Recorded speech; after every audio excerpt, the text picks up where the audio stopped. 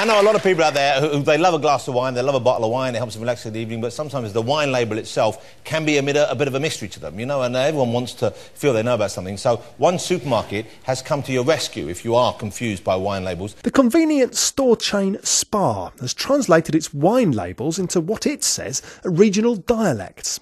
It says it wants its customers to understand the often complex information on wine labels, and it also wants to provide them with a bit of fun.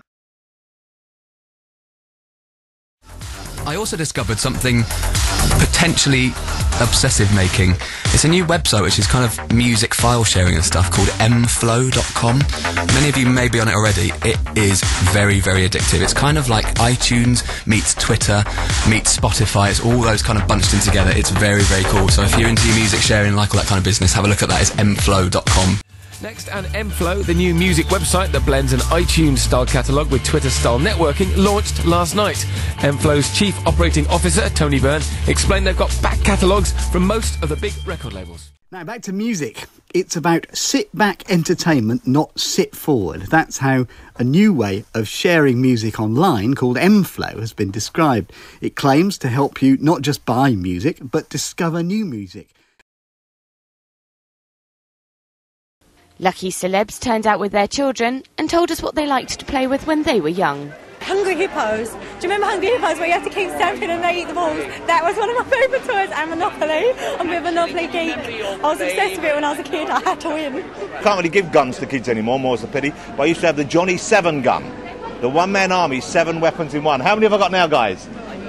I've bought a lot of Johnny 7 since then. I never got one when I was a kid. I've got loads now. Well, you didn't get the kind of things you get now. I think it's a magnificent amount of choice, and I always like coming here to buy things for other people's children, just because it's an excuse to buy toys. The price of a night in a hotel has come down. In fact, they haven't been this cheap since 2003. The website hotels.com says rooms are 13% cheaper than they were this time last year. They may also notice the price of hotel rooms is still remarkably cheap.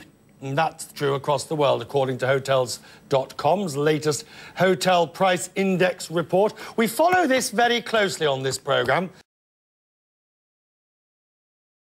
Well, Jeff, this is the final one in 6 beaches that the volunteers have been cleaning up and down the country, from Cornwall to Cleveland. In last year's similar operation, they managed to collect a total of just over 1 tonne of rubbish. Terry Wogan celebrated 30 years of Children in Need by being given a life-sized replica of himself made of sponge cream and multicoloured icing. Do you want to have a look at that? Yes. Yes, there's a picture of the ridiculous pudding standing with the cake. The life-size cake was baked by Jane Asher. She must have a big oven. Nothing personal, Jane.